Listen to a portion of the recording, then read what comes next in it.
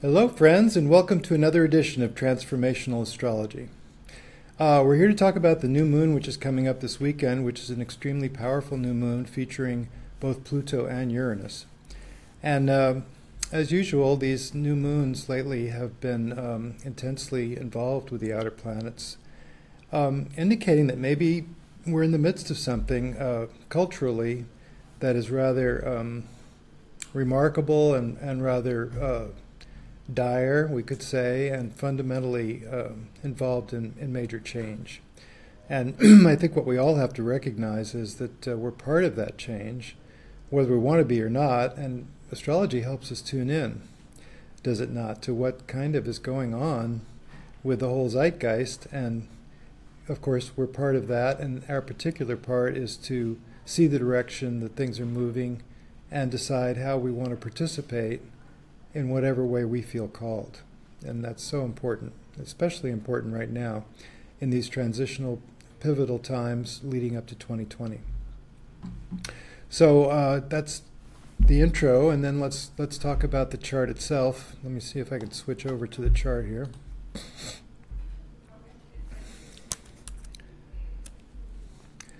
So you can see, excuse me, that this chart is actually pretty loaded with the Aries sign. There's stellium in Aries. And that is indicated right in the first house of the chart when we talk about an Aries-oriented chart, the natural houses. And we have this Mercury, this innocent-looking little Mercury here at 4.5 degrees, is actually quite strong. This is Mercury that is just only stationed by of course it'd be retrograde if we looked at the current chart. This chart for Sunday evening coming up this weekend, Mercury will have gone direct early that morning, but it's still, it's stationary in the sky. The planets that are outer planets move quite slowly, and that's one reason they're so powerful. When Mercury is moving quite slowly, it really takes on some of the characteristics of an outer planet.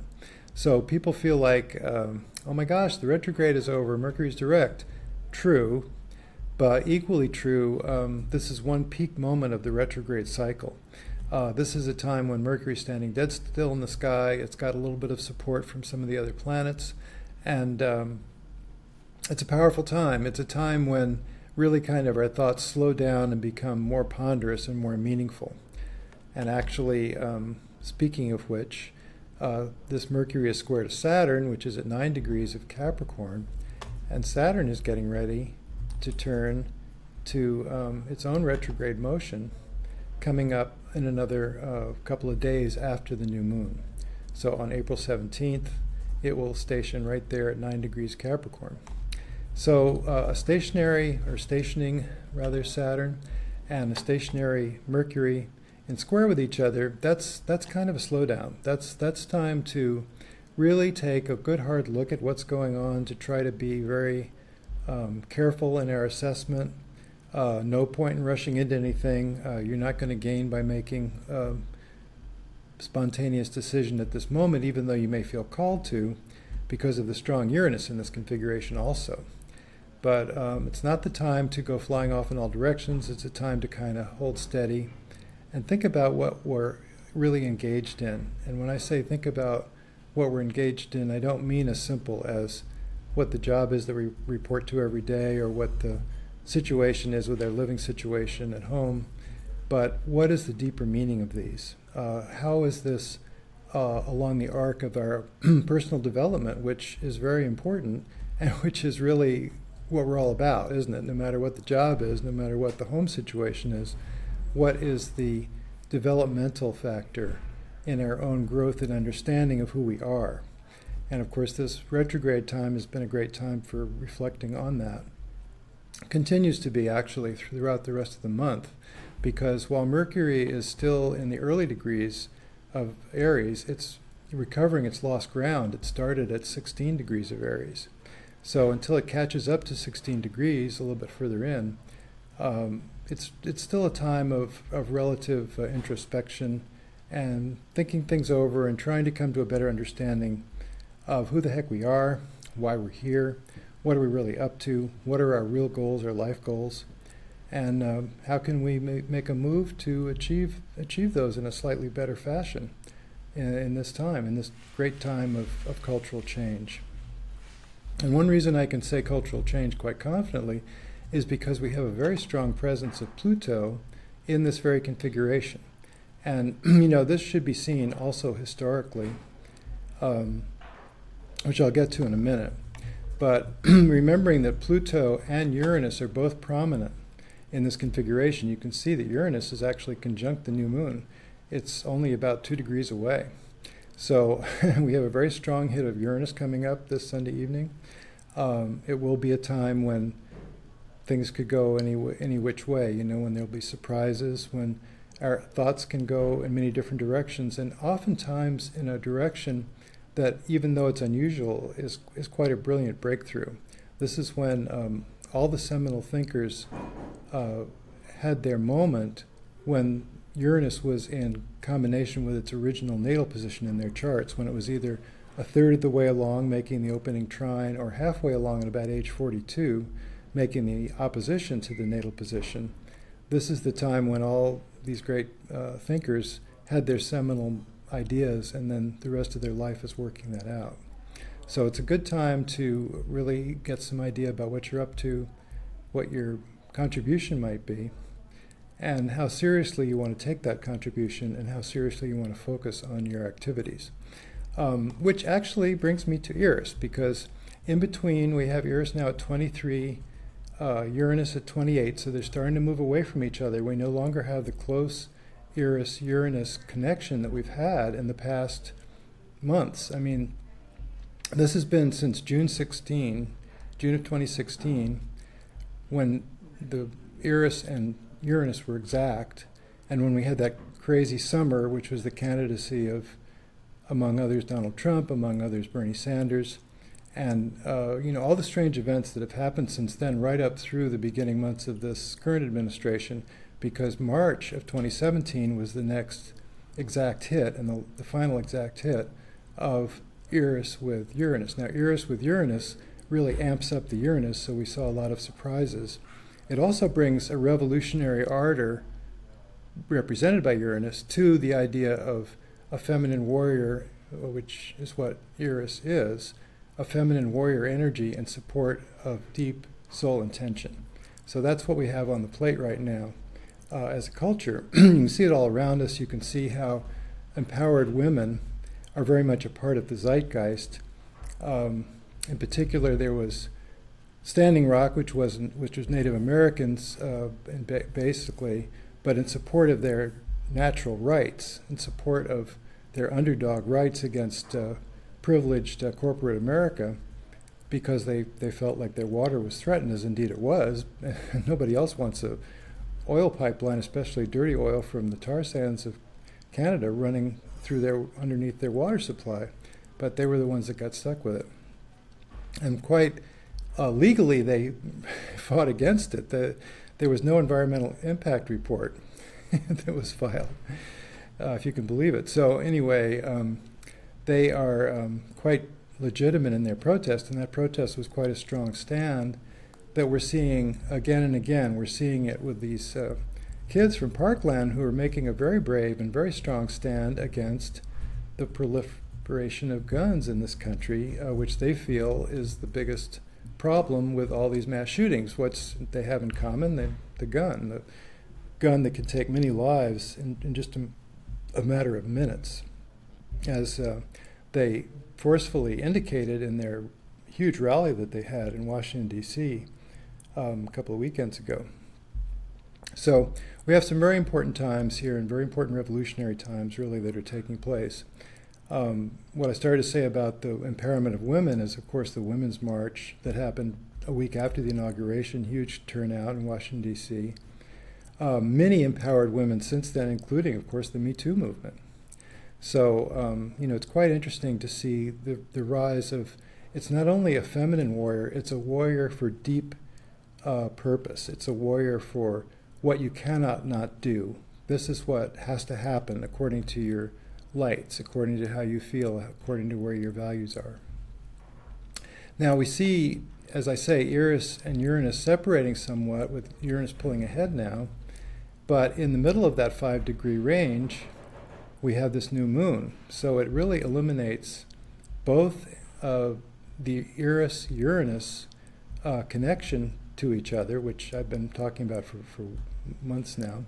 And it also is time to recognize that with Uranus emphasized in this configuration, and with Pluto also emphasized in this configuration, it's really part of the entire Uranus-Pluto opening square, which we've been with for some time now through the whole decade of the 20-teens. The reason I say Pluto is so empowered, look what we got. We've got, for one thing, Mars moving closer, getting within range of its conjunction, so that'll be a few more days. I think that's also the 17th, actually, when Mars and Pluto come together. Meanwhile, 21 degrees of Capricorn, here we have retrograde Jupiter in Scorpio at 21 degrees, so that makes a perfect sextile.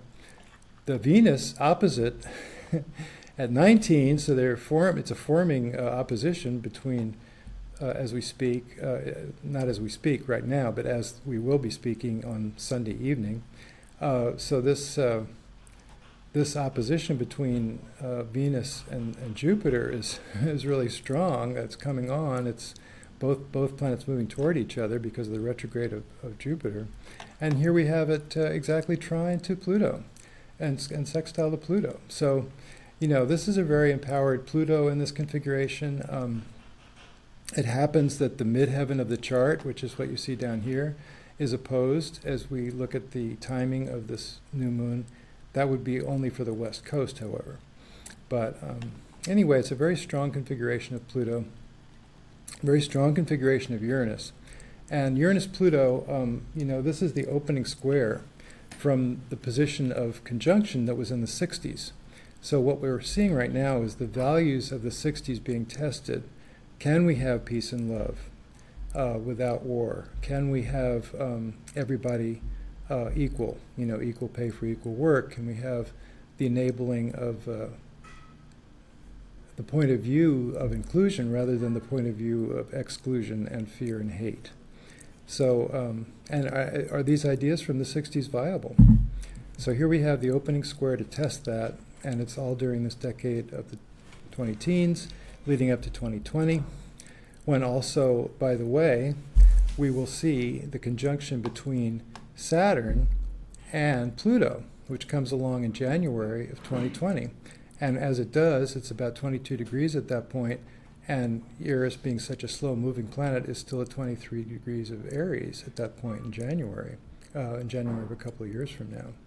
And so that'll be a square. So Eris will be square to the Saturn-Pluto, and then Jupiter joins by the end of 2020 as well. So we have a triple conjunction, Saturn, Jupiter, Saturn, and Pluto, squared by Eris toward the end of 2020, and just when the presidential election takes place. So something to think about and something to prepare for. So I think we really all have to take a stand at this time, do what we can do, becoming aware that we're in the major cultural shift and that the situation is rather dire in terms of both the environment and in terms of our own society. Where are we going as a society? Do we want to support continuing oligarchy and 1% with the wealth concentrated in the top 1%? Or do we want a more general democracy that works for everybody? And these are the concerns, and feel free to fall on any side of that line. I'm not trying to preach politics here. I'm just saying it's time to take a stand on where we really do have our beliefs, where we really feel strongly about things. And that, of course, is up to each individual person. So I think I'll climb down off the soapbox and see if we have any questions that came in. We do have questions. And I have nods. We have questions.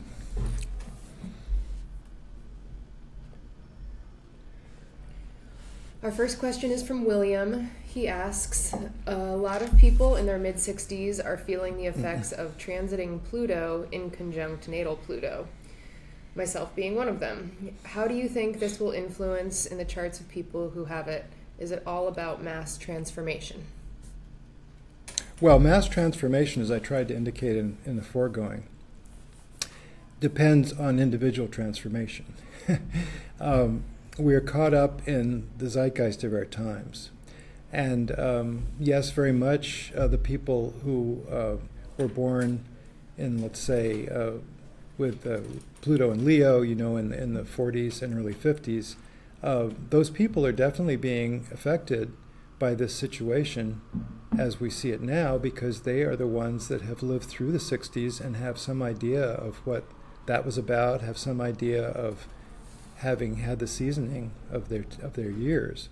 It's some concept of what their lives are about, and how they can see the tide turning, how they can see what's coming down, and how they can vote with their dollars, vote with their actions, vote with their individual actions, because every person is a hologram for the entire society. We think, oh, we're powerless, we can't really do anything, it's going to go on like a juggernaut in spite of whatever we might do, but that's not true. I mean, for one thing, of course, if there's enough people turning in a certain direction, there's no power on earth that can stop that. It's only depending upon the will of the people that the government is in power. And that is very much a co-creation between the public, the mass of public, and the leaders who are really followers. Our leaders work for us. Our leaders are actually keeping their finger on the pulse of public opinion, and they have to go with it, or they won't stay in office.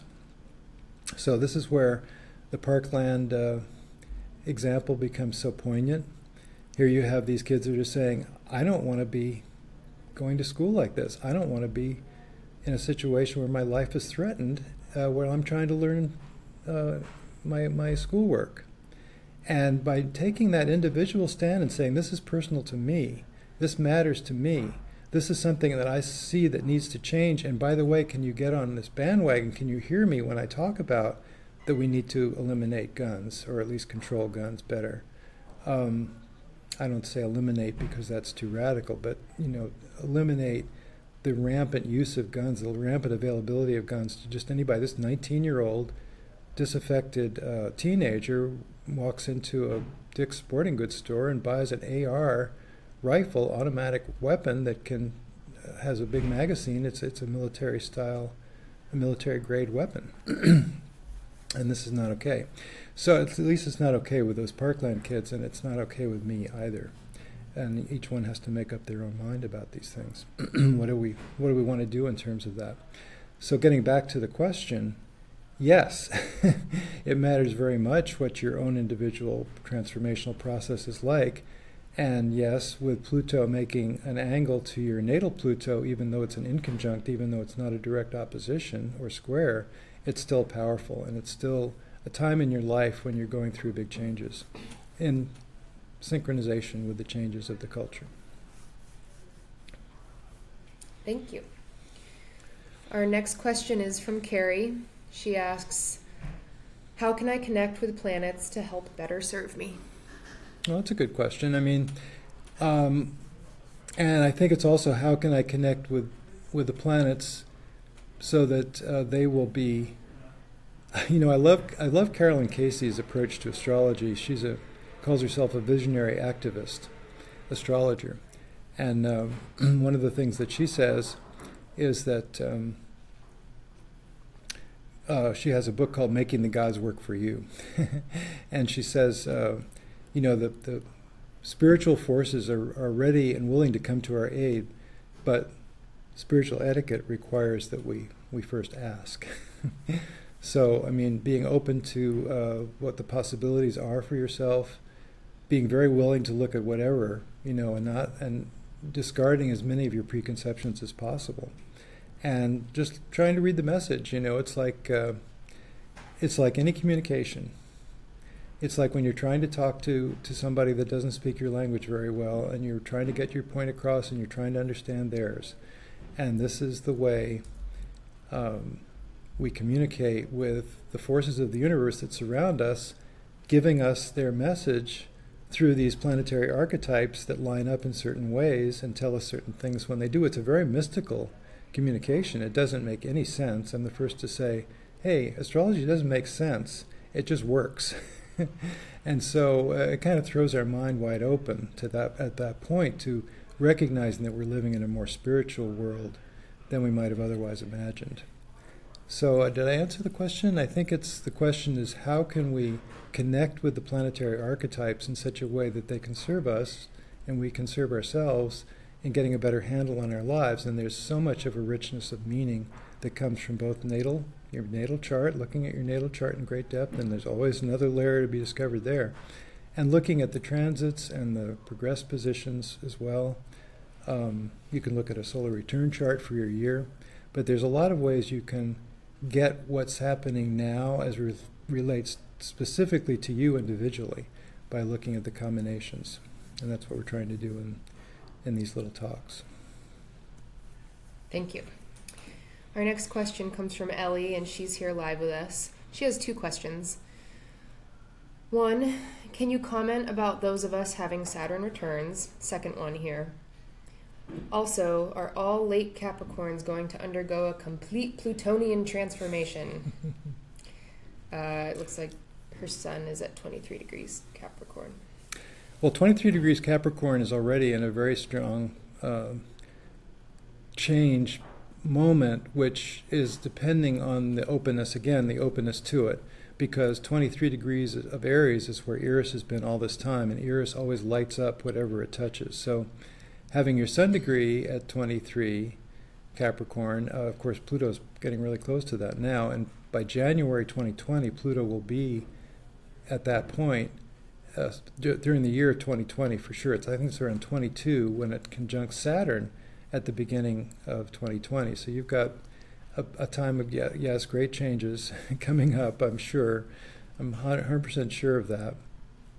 But these changes are not necessarily a terrible thing. It's how you tune into it. It's if you accept it as an exciting adventure. Oh, I'm going to give up some things and things that I thought I would never give up. And gee, I'm not going to be living in the same place anymore and my job is over. But that could be a huge adventure, right? I'm using these as examples. I'm not saying your house is going to disappear. It may. But I'm just saying that whatever comes really can be seen to be in your own advantage. In other words, a person that I know that's a teacher not only lost their job because they were a very highly paid teacher and they could bring in younger people, so that's kind of a shame. And she was doing very well with her work, so it's kind of a tragedy in that way. And then on the other hand, she had a couple of other opportunities that she thought were really going to be there, and they went to the 3rd interview and so on, fell through. Now, one way to look at that is, oh, what a tragedy, how terrible, she's stuck, she can't get a job, she needs a job, what can happen here? The other way is to look at it as an opportunity, and sometimes when these Pluto transits take place, we're tempted to see the loss and we're tempted to see the difficulty and not see the opportunity which it represents, because there is always a certain amount of chaos associated with a Pluto transit, it is true. And in her case, by the way, Pluto is on her midheaven, so yes, the same thing. But although there's a certain amount of chaos, the wise course is not to dwell on the chaos, but to await the birth, which is to come, the new birth. And so I was talking to her, and I said, well, why don't you just you can afford it, just take 6 months off and think it over and see what you want to do. Maybe you want to write. And she was grateful for that. She said, you've got a point there. I've been so kind of focused on my job situation and recovering the lost job situation so that I don't have that problem anymore. I hadn't thought about the possibilities. And she said I might have to think about that. So, that it's a two-way revolving door. When Pluto comes along, yes, there will be significant change. Yes, there will be loss, very likely. But there could also be great opportunity when you look on the other side of the coin and you see what's available to you, what's coming along. And sometimes the universe is a co-creator for your own life. It has other things in mind for you, or maybe your angel guides, than you ever imagined. And those opportunities, you have so many, I'll say one more thing, you have so many cases of the person lost their job and they call you, your friend calls you and says, this is the worst day of my life, I've just been fired, I've lost my job. 2 or 3 years later, you're sitting around talking about the events of that year, and oh, that was the best day of my life. Okay. Awesome. Our next question is from John. Can you talk a little bit about transiting Jupiter conjoined a natal Saturn? Okay. Well, that's interesting because Jupiter and Saturn are kind of related to each other. They're called the social planets, and they do connect us to the society around us. The thing about Jupiter on Saturn, it can come about as a loss of faith. And this is true whether it's transiting Saturn on natal Jupiter or transiting Jupiter on natal Saturn. It's bringing a Saturnine quality to your natural optimism as represented by Jupiter. So again, to repeat the same message, it's both a disaster and an opportunity because you have to fall back on your own resources. You're much more brought to, it's a character builder, right? You're much more brought to, I'm on my own here, I'm kind of in a stark, difficult situation. I have to rely on myself, and can I rise to the occasion? And by rising to the occasion, you prove to yourself what you're capable of. I think that's a good summary.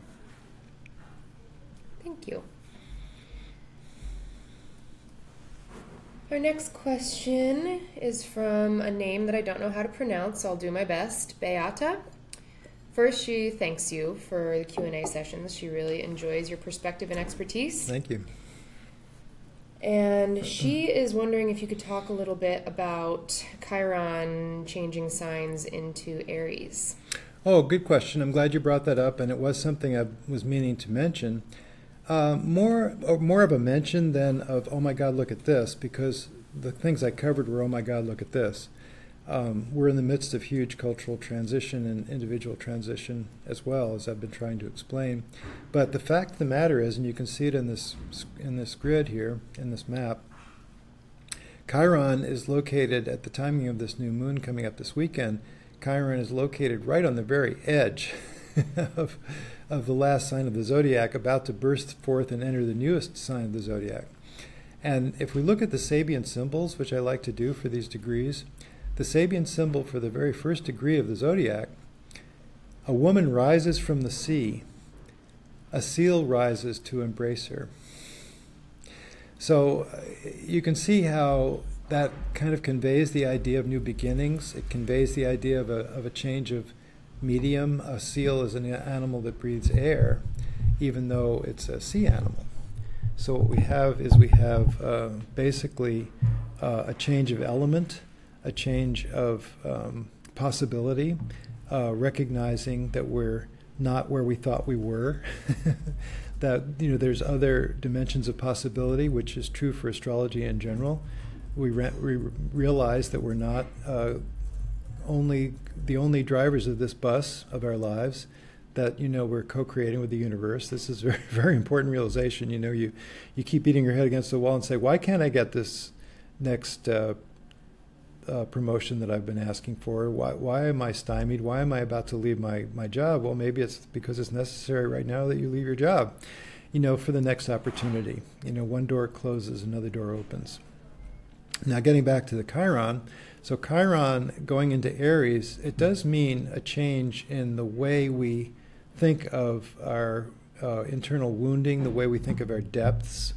Chiron relates to the instinctual layer of the body. It's the centaur, which is half man, half animal, and we can see that there's a communication between our instinctual selves and our soul and our psyche that is, part of our bodies and yet somehow different from our bodies, goes on perhaps after the body decays. But recognizing where we are with psychological truth about ourselves and our probably early trauma, which I think no person is really free of, that has governed our actions to some extent, that there's kind of a knee-jerk reaction to that old stuff, that we don't even fully recognize. Well, this is a chance to more fully recognize what we have going on, because it's a new initiative. Aries is all about moving forward, taking a new look at things. Being in Pisces for so long, there's a healing energy there. There's a tendency to look to our depths, to understand that our depths hold wonders for us, and even in our wounding, we can come to some brilliant realizations about ourselves. Moving into Aries like that, I think it means everybody has a kind of an intake of breath, like a fresh way of looking at those instinctual parts of ourselves, those residues from childhood trauma that are parts of ourselves, and to work with it. I mean, it's a great time to go for counseling. It's a great time to really do some active imagination and try to understand yourself at those deeper levels. Write down your dreams. You may find a surprise of what you never realized was actually going on there with yourself. So that's one thing I could say about that. Related question from Elfie: how long does Chiron transit through each sign? Well, Chiron is a 50-year orbit. However, it's eccentric. So, whereas if it was a circular orbit, you would think that it would be about 4 years per sign, a little bit more maybe. But it varies. Depends on the signs. And I can't remember where the aphelion is. That is to say, where is the farthest point of its eccentric orbit, which would be the slowest sign that it would go through, the opposite sign being the fastest sign that it would go through. So I could say an average of 4 to 5 years, but I think it may vary a little bit more than that depending on the sign, and I'm afraid I don't remember off the top of my head which is the sign of its slowness. Now, as far as Aries goes, as far as the entrance into Aries, that doesn't happen just once in this particular year. It goes back and forth into Aries. Actually, it gives me a chance to show you the TimePassages software. I can take this initial chart and I can, because we're talking about Aries being a single house, the first house is defined as Aries, we can do a couple things. We can go a week into the future. See if I can do that here. Adjust the chart. Okay, let's adjust the chart. So now this is a week later, and we have Chiron here in Aries. And then if I click, let's see, we should be able to get a date range out of that. Oh, no, because this is a natal chart, so it doesn't recognize as a date range. So let's see. What we have to do is display transits for right now. And then advance it. And then we can get a date range for the transiting position of Chiron as it, whoops. So April 17th is coming right up. It's 2 days after this new moon. And that is the first time that it crosses into Aries. But then it backs away in September. And then again in February of 2019 goes in to stay until 2026. So that would be the answer to how long it stays in Aries would also be answered by this, because we're talking about 8 years. So that must be one of the slower ones. Aries is one of the slower ones, just like for Uranus, Aries is one of the slower ones. So about 8 years that it spends in the sign, and then it enters, backs away in September, goes back in February. So there's a couple of times back and forth before it settles into Aries. So that might have been helpful. Okay, ready for the next question? Sure. Okay. From Stephen, who's here live with us. If you have the natal sun in Pisces in the 3rd house ruling the 9th house, what would that mean? In other words, you have a Leo on the 9th house cusp. He's saying that the sun natally is in the 3rd, but that it rules the 9th. It's an interesting combination because the 3rd and the 9th are opposite each other. So here's the 3rd and the 9th axis. I'm putting the mouse back and forth across there. In this particular chart, which isn't very oriented towards the 3rd and the 9th house. But the 3rd and the 9th house have to do with, maybe I'll switch back. Let's see, how do I do that?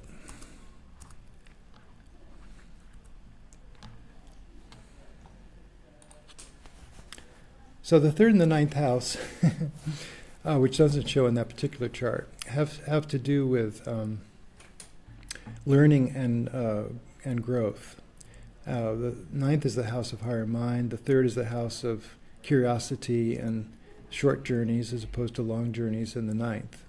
So having that combination is rather interesting because the third and the ninth are linked by the fact that the ruler of the ninth is in the third. And the third and the ninth are naturally linked by the fact that they're opposite each other, and the third refers to the curiosity of mind, which leads one to greater educational understanding, which is represented in the ninth house. So I would say this is somebody that is probably very curious about the underpinnings of the universe, might be interested in astrology, for example, and wants to know more about how they individually can understand better the way things really are.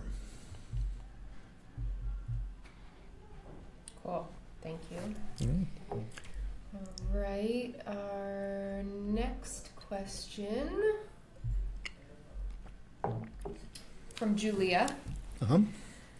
How do you recommend navigating a Uranus transit that aspects many natal chart points, both outer planets as well as personal planets? Well, Uranus is great. Uranus is about new beginnings. So, like I was saying before about Pluto, these things can take us by surprise, and they can seem as though they're out of the blue, and if you're stuck in your rut and liking it, and maybe feeling a little restless but wanting to keep that security, your timing is not good for doing that. With hitting so many natal points, one after the other, you're really being nudged in some new directions. It's like you're basically being invited to break out of your rut. I'm calling it a rut. It's not a very pleasant way to talk about your life, but we all get involved in habitual patterns that kind of have a great benefit because we get things done and we're used to doing it that way, and we have comfort and security from it, including our living situation, but yet they can be, to some tiny extent, prisons, that keep us from breaking out as we might do if we were a 2-year-old. So, keep an eye on a 2-year-old if you have one in your neighborhood, and you'll see what's coming up for you, because it's a brand new possibility in many different directions, and it's surprising events that you didn't expect, and it's unexpected growth. So good luck with that. Cool. Just looking through the comments here. Give me a moment. Okay. Okay. This is back to the Chiron topic. How will the Chiron transit in Aries affect those with a stellium of planets in Aries? What can they be prepared for? She knows a few different people with the Sun, Moon, Venus, and Saturn in close conjunction in Aries. Okay, well, we're looking at an Aries stellium right here. This isn't the natal chart of the person that's asking, of course, but it might stand for that.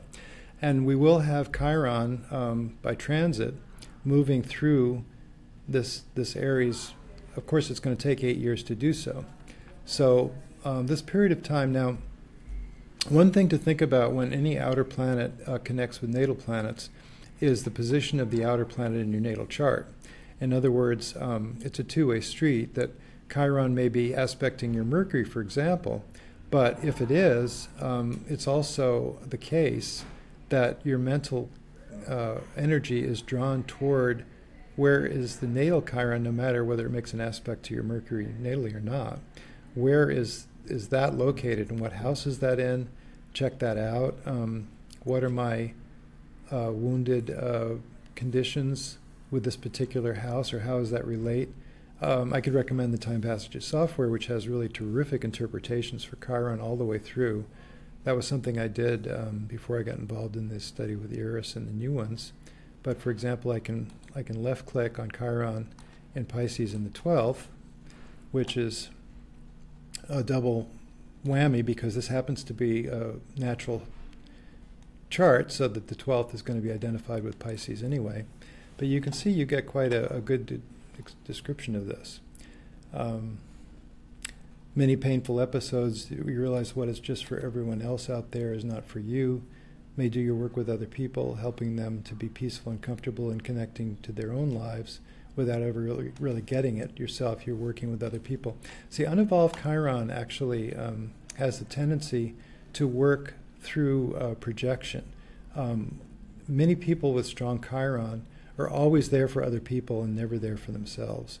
And you wonder about that, and you say, gee, why don't you take care of yourself more? And it's like they just have a tendency, a habitual pattern of, wow, I want to help you, wow, I want to help you. I feel the empathy, I feel so connected.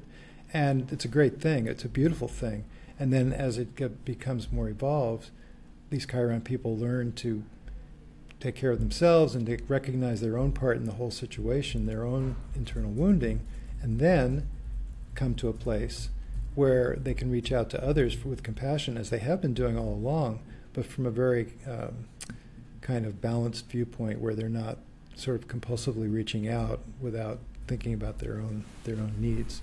So every planet that gets hit by Chiron, and you're talking about a series, so there'll be, over these 8 years, there'll be a series of peaks and troughs where you have more or less Chiron in your field, in your energy field, and you'll be able to pick up on it and just take the opportunity. You know, every time something goes wrong, for example, let's learn from it. You know, it's a real waste of time if something goes wrong and it's a disaster and you lose money or you lose time and you lose a friend, whatever it might be, and you don't learn anything from it. That's a double disaster. Whereas if you learn from it, it can be very much worth the experience that you live through, because you're tuning in to something that you really needed to tune into. You know, I always quote Abraham, the channeled mystic, because of well, I always quote various things, but one of the things that I love to quote from Abraham is, if you have a problem and you ignore that problem, don't worry, it'll get worse. Meaning that there's a message that's knocking on your door, and you can ignore the knock, and you can ignore it again, you can ignore it a third time, but sooner or later the message will get through and you'll be able to act upon it, because you won't be able to ignore it any longer. So that's a thing to remember with Chiron also, that a lot of times it's hidden, it's a mystery, it's something that so strive for looking below the covers of everything and try to really understand how that might be the message from a benevolent universe that's actually helping you to grow. It may not be that, oh my God, I just had this disaster and for the third time I've gotten into a relationship with some alcoholic and it didn't work out, and why do I keep doing this? Learn from it and learn what that is about yourself, and learn how that might be a message that you can benefit from, profit from. So anyway, that's my advice about Chiron. Great, thank you. How many more questions would you like to take? Well, we could, we got a little bit of a late start. We could go to 3, so we could go another 10 minutes, I guess. Okay, great. I just want to make a side note about the questions. Thank you all for your questions. They're really awesome, and we are very specific about the kinds of questions we want to ask Henry here, so thanks for falling in line with that. And if any of them are slightly personal, as long as there is an opportunity for people to learn from them, we still go ahead and ask Henry. We just kind of want to avoid anything that's sun sign, like, oh, I'm a Pisces, tell me about that, or anything that's too specific to one chart. I hope that makes sense. So thanks again for your questions. And Alexis, who is here with us regularly, thanks for being here with us. Alexis, she asks, this new moon is conjoined my ascendant and Mars. Any tips on what to look for? Well, having the ascendant and Mars together is an interesting thing. It means you're very martial. Is that right? You're very, can be a little bit aggressive, go for it, which is a great thing. Can be a little feisty, perhaps. So you're very present with your Mars. Now, having this particular new moon light that up, and of course Mars is in Aries, I assume also. So having said all that, what is the new moon about? It's a couple of different things, actually, because I could say also, hey, this is a great boost for your assertiveness. This is like, whatever you might have thought was holding you back, this is no holds barred. You're going for it. You're going to make things happen. This is a great month for you to make things happen this next 30 days. And that would be true.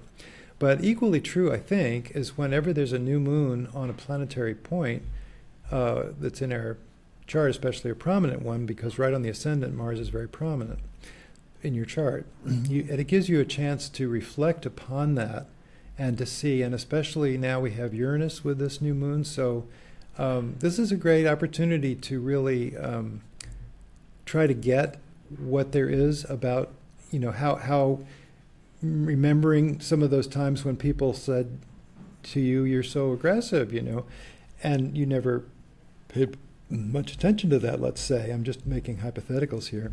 But, maybe it's time to pay attention to those things and think about that and think, oh, how can I be a little softer in the way I approach?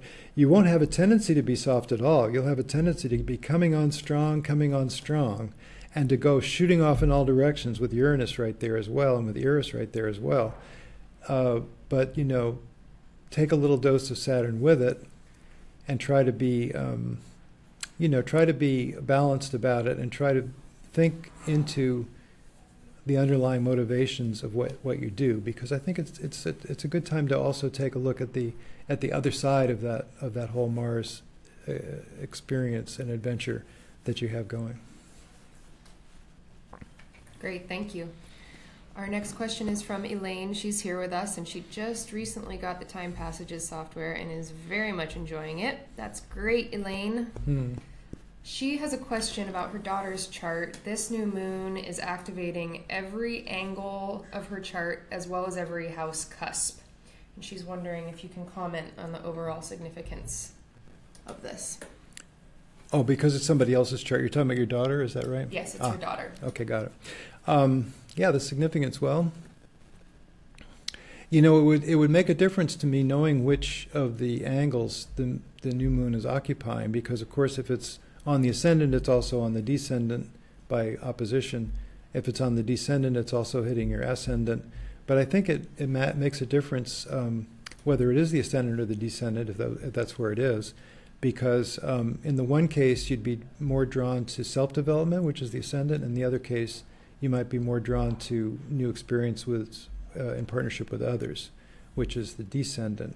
So I think it would depend on how it's lighting up the angles where things align. She has Gemini rising. If that helps you. Well, maybe it's the midheaven then. Is the new moon on your midheaven? Is she with us? She's with us. Their daughter's midheaven. Yeah. No, Scorpio moon in the 6th house, Libra moon 5th house. Just lighting up the chart in general. Well, maybe this is one that we could take to email too afterward if it's yeah. I mean, to help you specifically, you could email us, and then as far as the general principles are involved, I guess that's what I can discourse on. Having the new moon on an angle is very important, or having the new moon on a personal point, like the woman that was talking about her natal Mars, very important. Whenever you see a new moon closely aspecting by conjunction a part of your chart, that's very significant. It's got to be a significant time for you.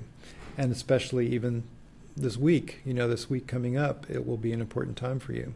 Like I say, it makes a difference whether it's which angle it's on. If it's on the midheaven, I would say it's likely to be a time of great opportunity, really, for you to explore new avenues, with professional and with work orientation.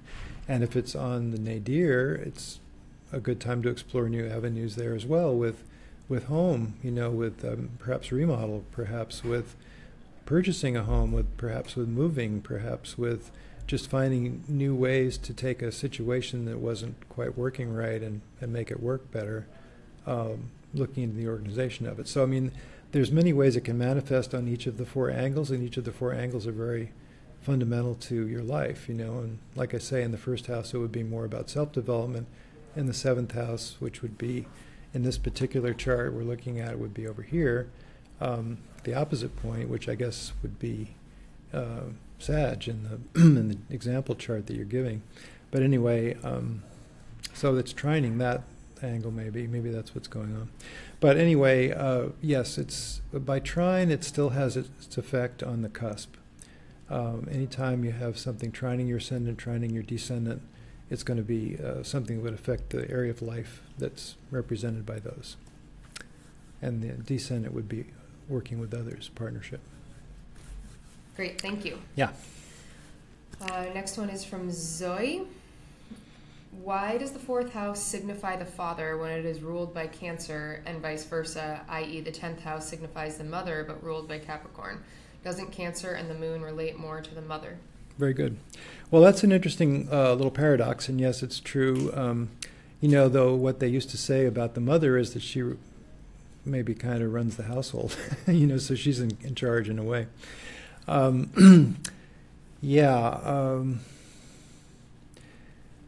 The father, I can take kind of a flyer at that, and then I can also say that there's it's not 100% universal amongst astrologers that the 10th house is the mother and the 4th house is the father. Some people say the same-sex parent is another way to put it, rather than the father. But what I can say is that the 4th house is not just about home; it's about the psychological roots of your being. It's kind of the hidden part of yourself that was explored by Freud and Jung in the unconscious. So now, how would that unconscious inheritance, from your past, from your family background, how would that be more the father? Well, we do keep the name from the father. There's a way that we can maybe trace our line of ancestry through the father, even though we're equally able to do that through the mother. And of course, in matrilineal times, that was the only important connection, was through the mother. So, maybe that comes through that way, that the roots kind of grow from the soil that was, represented by the father, patrilineal, and that perhaps the commanding position, which is indicated by Capricorn, and the 10th house is really in some ways the mother who makes all the early decisions, for the child. Usually makes most of the early decisions for the child, so kind of runs the ship. So maybe that's part of it. Great, thank you. We have 2 more questions. You cool with that? Yeah, let's go quickly though. Yeah. This is an interesting one, and you may or may not be able to answer it with the amount of time that we have left, but I thought it would be interesting to pose anyway. Go for it. It's from Rebecca. She asks, on the 17th, when Pluto and Mars conjunct and Chiron goes into Aries, there's a submission hearing in New Zealand over a large natural spring, whether to lose it to developers or protect the water. Can you comment on this in regards to the energies that could be present? Could you repeat the last part, just the what's happening? It sounds like this is in New Zealand, and there's a dispute over a natural spring, and she's wondering whether the energies whether it will be lost to the developers or if they can keep it and protect the water. If just from Pluto those and Mars conjoined and Chiron going into Aries. Which you may or may not be able to know from that amount of information. Well, no, and I can, even though it's limited information, I can say how these archetypal combinations reflect on that particular question. Mm-hmm. It's interesting that Chiron is leaving Pisces. When Chiron entered Pisces, we had Fukushima, which was, and Pisces rules the oceans, so that was a real kind of disaster to those kind of waters, to the great oceanic environment that we all have to share on the planet, and being poisoned by radioactivity. It's kind of been a tragedy that has lasted to this day, which is still happening as far as I know. And now leaving Pisces and entering Aries, I don't know what the equivalent would be, but you can see that there may be disputations about the use of water, could have a factor in there. And the fact that there's Mars and Pluto in the sky, now the recipe is also, for example, to be very careful with ourselves to avoid reactivity. So in other words, I would say that with all this cardinal energy involved, that there could, Mars rules Aries, that there could be painful disputations around this resource. That doesn't tell you how it's going to come out, but it does tell you to try to keep the possibility of violence out of the picture. It does tell you that things are in a radical situation that could have radical transformative consequences for all involved. It sounds like a difficult situation, and it sounds like the fact that it's coming up on the 17th makes it more rather than less difficult. So that's all I'm going to say right now. Great, thank you. Okay, last question is from Waldemar. What can you expect with transiting Saturn crossing the nadir? Well, anytime Saturn crosses into a house, it empowers the house and makes it difficult but also long-lasting, and there could be long-lasting benefits. So with the fourth house, you would expect that you might have to remodel. You'd expect that you might run into difficulties with closing a deal to purchase a house, and have to rise above and work through it and work and work and work. So, there's more with Saturn, just the archetype itself. There's always having to do it several times to get it right, having to face obstacles, getting it right, working away at it. You're called to more work in the situation rather than less. And the advantage is that by going slow and by having to rework it and by having to really put the focus on it, and if you stick to it, you get a longer lasting result. You get lessons that are greatly long lasting, and benefits that can be long lasting as well. So you could be building for the future, especially in terms of home environment or where you live. So, whoa, that was a good session. I appreciate that, and see if I can transition back. So, yeah, I guess I'm kind of talked out, and also I don't think there's much that we didn't say to kind of fill in. Just what I always say, that it's really very much time for people to be able to look at themselves concretely, see what it is that they can bring to the table, and not to let anything stand in their way for doing that, because we are in tough times, and we are in times when everybody's voice needs to be heard. We all need to stand up. We all need to express ourselves. And the great opportunity there is it's no longer a helpless situation, and it's no longer, I don't know what I'm doing here. I don't know what I'm doing with myself, and I'm subject to these impersonal forces that seem to be beyond my control. No, it's just the opposite, because if you can really tune in to where you are yourself, where you stand, what you believe in, you have that. It's a great thing to have that. And then you can just say, well, I did my best. You can just say, well, the world went to hell in a handbasket, and I was right there, but at least I tried. At least I did what I can do. And by that one action, as you know, the vibrations ripple out from the one action that you do and the next action that you do, and it can make a huge difference. Look at the kids in Parkland. If 17-year-olds can do it, then by George, the rest of us can too, for whatever it is that we believe. So that's all for now. Talk to you soon. Have a great couple of weeks. So long.